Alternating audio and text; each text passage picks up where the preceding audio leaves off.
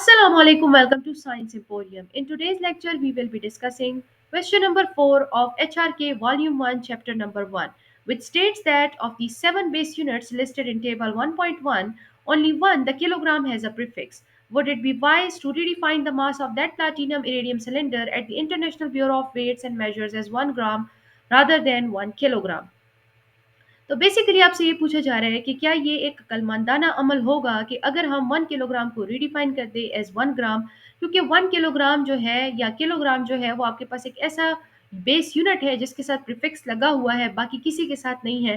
तो अगर हम 1 किलोग्राम को रिडिफाइन कर दें एज़ 1 ग्राम, तो क्या ये एक कलमंदाना अमल होगा? Would it be wise to do so? Let's find out.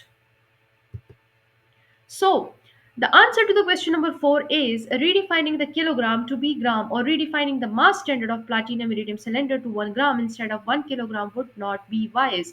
तो बेसिकली अगर आप ऐसा काम करते हो कि आप 1 किलोग्राम को 1 ग्राम में रिडिफाइन करते हो, तो आपके पास ये एक वाइज एक्ट नहीं होगा, क्योंकि इसके कुछ वजूहात हैं। वो वजूहात आपके पास प्रैक्टिकल भी हो सकते हैं, हिस्टोरिकल भी हो सकते हैं और थ्योरेटिकल भी हो सकते हैं, जिनको वन बाय वन अब हम डिस्कस करेंगे।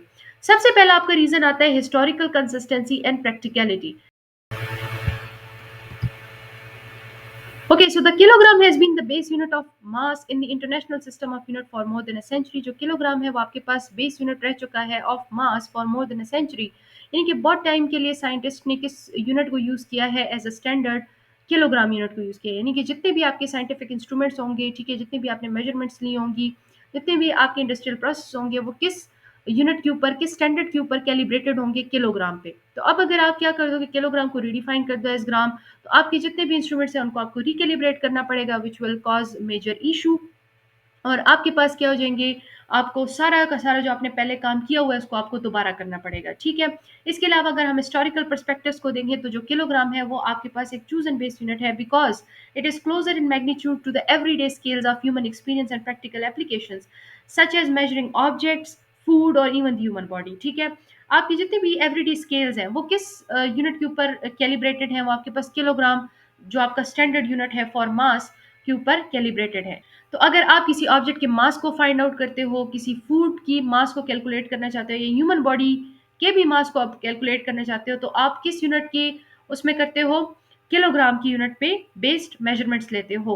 यानी कि आपने नोट किया होगा, आप अगर कहीं से आटा खरीदते हो, ठीक है, कोई भी चीज़, चीनी खरीद रहे हो आप, तो आप ये नहीं कहते हो कि मुझे 1000 ग्राम दे दो, 2000 ग्राम दे दो, 3000 ग्राम दे दो। नहीं, आप कहते हो 1 किलोग्राम दे दो, 2 किलोग्राम दे दो, 3 किलोग्राम दे दो। तो आपके लिए 1 किलोग्राम, 2 किलोग्राम, 3 किलोग्राम कहना आसान है, कैलकुलेट करना आसान है, या आपके पास 1000 ग्राम्स, 2000 ग्राम्स, 3000 ग्राम्स जो है वो कैलकुलेट करना आसान है। देखिए, आप जब किलोग्राम को रीडिफाइन कर रहे हो इनटू ग्राम, तो आप अपनी जो कैलकुलेशंस है उनको इंक्रीज कर रहे हो बाय अ फैक्टर ऑफ 1000, जो कि आपकी कैलकुलेशंस को कॉम्प्लेक्स बना रही हैं और ईज़ी करने के बजाय आपके लिए मुश्किल क्रिएट कर रही है, ठीक है। जो प्रीफिक्सेस होती हैं, आप लोग को पता है कि प्रीफिक्सेस आपकी कैलकुलेशंस को आसान बनाती हैं। आपकी जो बहुत लार्ज वैल्यूज़ होती हैं उनको कॉम्पैक्ट फॉर्म में लिख देती हैं, या जो बहुत स्मॉल वैल्यूज़ होती हैं उनको कॉम्पैक्ट फॉर्म में लिख देती हैं। तो अगर हमारे पास 1 किलोग्राम का यूनिट जो कि एक कॉम्पैक्ट यूनिट है, ठीक है, एक प्रीफिक्स के साथ कॉम्पैक्ट यूनिट बन गया है, मौजूद है, तो हमें क्या ज़रूरत है कि हम उसको रिडिफाइन करें into gram and make our calculations complex, ठीक है। सो अगर आप किलोग्राम को रिडिफाइन करते हो इन टर्म्स ऑफ ग्राम, तो that would cause major issues, ठीक है। आपकी जो साइंटिफिक वर्ल्ड है वो उससे काफ़ी डिस्टर्ब हो जाएगा। ये तो आपके पहले दो रीजंस हो गए हैं, जिसमें एक हमने रिकैलिब्रेशन ऑफ साइंटिफिक इंस्ट्रूमेंट्स को डिस्कस किया, दूसरा हमारे एवरीडे स्किल्स जो हैं, हमारे जो एक्सपीरियंसेस है और प्रैक्टिकल एप्लीकेशंस है, उससे इफेक्ट होंगी। इसके अलावा आपके पास जो मैग्नीट्यूड ऑफ मेजरमेंट्स होगा वो आपके पास क्या हो जाएगा, उसको कैलकुलेट करना डिफिकल्ट हो जाएगा। क्यों? अभी मैंने आपको बताया कि आपके पास 1 किलोग्राम जो है वो 1000 ग्राम्स की इक्वल होता है। यानी कि अगर आप किलोग्राम के बजाय ग्राम का यूज़ करोगे, तो आप अपनी कैलकुलेशंस को, अपनी मेजरमेंट्स को 1000 फैक्टर के साथ क्या कर रहे हो, इंक्रीज कर रहे हो। तो अब आपके पास कैलकुलेशंस मुश्किल हो जाएंगी। जैसे कि अगर अब आप ग्राम की टर्म्स में एक ऑटोमोबाइल का मास कैलकुलेट करोगे, तो आप क्या कहोगे, थाउजेंड्स ऑफ ग्राम्स कहोगे। या अगर आप मास ऑफ अर्थ को ग्राम्स की टर्म्स में बताओगे, तो वो trillions and trillions of grams हो जाएंगे, जबकि किलोग्राम में वो आपको मोर सिंप्लीफाइड रिजल्ट देगा, ठीक है। तो आपकी जो मेजरमेंट्स होती हैं वो भी इससे इफेक्ट होंगी। इसके अलावा आपके पास जो डिराइव यूनिट्स एंड कॉन्स्टेंट्स है, जो कि ऑलरेडी किलोग्राम के बेस्ड डिफाइन हो चुकी हैं, उनको आपको रिडिफाइन करना पड़ेगा, उनको दोबारा अपडेट करना पड़ेगा। जैसे कि आपका जो न्यूटन है उसको हम डिफाइन करते हैं किलोग्राम मीटर पर सेकंड स्क्वायर, ठीक है, the product of mass and acceleration from the Newton second law, ठीक है। तो अब आपको क्या करना पड़ेगा, ये जो किलोग्राम है इसको चेंज करके ग्राम बनाना पड़ेगा, जो कि आपके पास क्या कर देगा, आपकी कैलकुलेशंस को इफेक्ट करेगा, ठीक है, उनको कॉम्प्लेक्स बना देगा। Redefining the base unit to 1 gram would require updating these derived units and recalculating fundamental constants. For example, instead of defining force in newtons, it would need to be scaled accordingly, which could complicate many equations and make constant appear larger by a factor of 1000. तो आपके जो calculations होंगे, आपके जो equations होंगे, आपके जो constants होंगे, वो एक 1000 के फैक्टर के साथ बड़े हो जाएंगे, ठीक है, जो कि आपके पास सिंप्लिसिटी को खत्म कर रहा है, कंसिस्टेंसी को खत्म कर रहा है। और जो सिंप्लिसिटी और कंसिस्टेंसी है वो फिजिक्स में कैलकुलेशंस में हाईली वैल्यू की जाती है, ठीक है। आपके पास अगर कंसिस्टेंट चीज आ रही है, आपके पास सिंपल सिंपल चीज आ रही है, तो वो आपके पास फिजिक्स की ब्यूटी है। फिजिक्स आपके पास कम्प्लेक्स चीज को सिंपल बना देती है। तो अगर आप किलोग्राम से ग्राम में जाओगे तो आप तो फिजिक्स की ब्यूटी खत्म कर रहे हो, ठीक है। आप एक जो है आपको एक प्रिसाइज रिजल्ट मिल रहा है, आप उसको कम्प्लेक्स बना रहे हो, ठीक है। तो आपके लिए जो किलोग्राम है इसको रिडिफाइन करना as gram would not be a wise decision. अच्छा, नेक्स्ट रीजन आपके पास क्या है कि जो एसआई सिस्टम है और जो प्रीफिक्सेस है वो क्या प्रोवाइड करती है, आपको फ्लेक्सिबिलिटी प्रोवाइड करती है, ठीक है ना।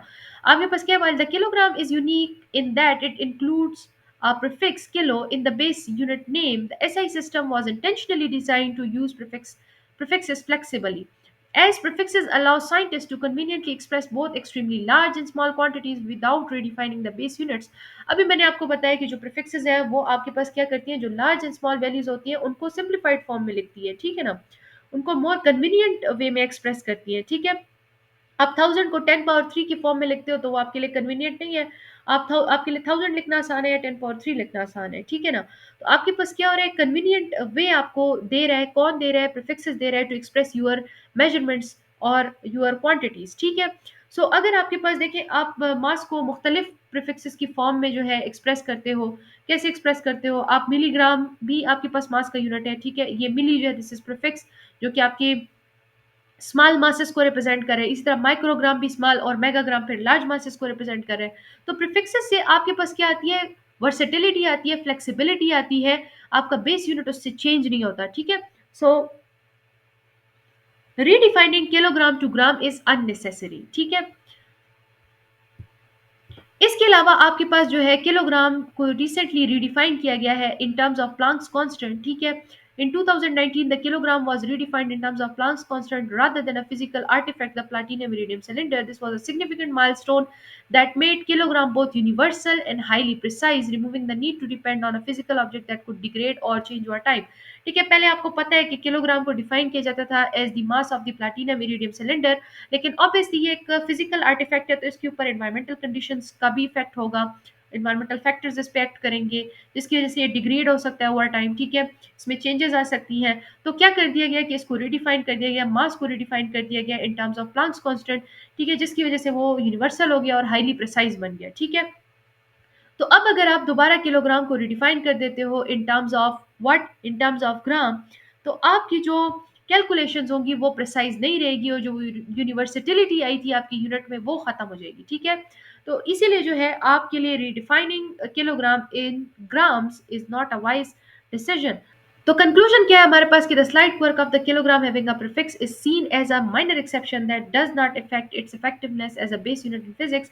तो अगर आप किलोग्राम को यूज करें विद अ प्रीफिक्स तो इससे आपके पास आपकी मेजरमेंट्स में या बेस यूनिट्स पे कोई इफेक्ट नहीं पड़ता, ठीक है। So there is no need to redefine kilogram in terms of ग्राम।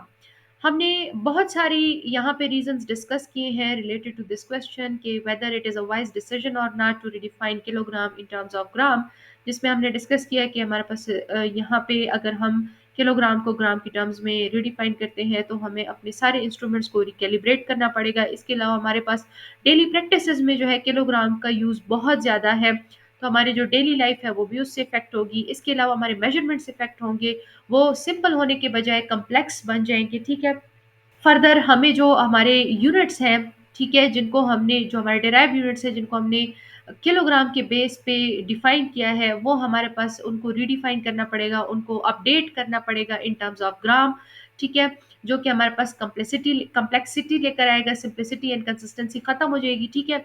इसके अलावा हमारे पास जो प्रीफिक्सेस हैं वो फ्लेक्सिबिलिटी लेकर आते हैं, वर्सेटिलिटी लेकर आते हैं। उनका जो हमारे पास यूनिट्स हैं उनके ऊपर कोई इफ़ेक्ट नहीं होता, ठीक है? तो अगेन किलोग्राम को ग्राम में कन्वर्ट करना या रीडिफाइन करना इज़ अननेसेसरी। एंड इसके अलावा हमने ये भी बात कही कि हमारे पास जो किलोग्राम है उसको रिसेंटली रिडिफाइन किया गया है इन टर्म्स ऑफ फिजिकल कांस्टेंट, जिसकी वजह से उसकी एक्यूरेसी एंड यूनिवर्सिटी जो है वो काफ़ी इंक्रीज हो चुकी है। तो अगर अब हम दोबारा से उसको रिडिफाइन करेंगे इन टर्म्स ऑफ ग्राम, तो हम सिर्फ और सिर्फ अपने लिए प्रॉब्लम्स क्रिएट कर रहे हैं, अपनी मेजरमेंट्स को कम्प्लेक्स बना रहे हैं और अपने लिए काम बढ़ा रहे हैं, ठीक है? तो यहाँ पे हमारा ये क्वेश्चन खत्म होता है। आई होप आपको इस क्वेश्चन की समझ आई हो, ठीक है? स्टिल अगर आपकी कोई क्वेश्चंस है तो आप मुझसे कमेंट्स में पूछ सकते हो। मिलती हूँ मैं आपसे नेक्स्ट लेक्चर में। टिल देन टेक केयर, अल्लाह हाफ़िज़ एंड थैंक्स फॉर वॉचिंग।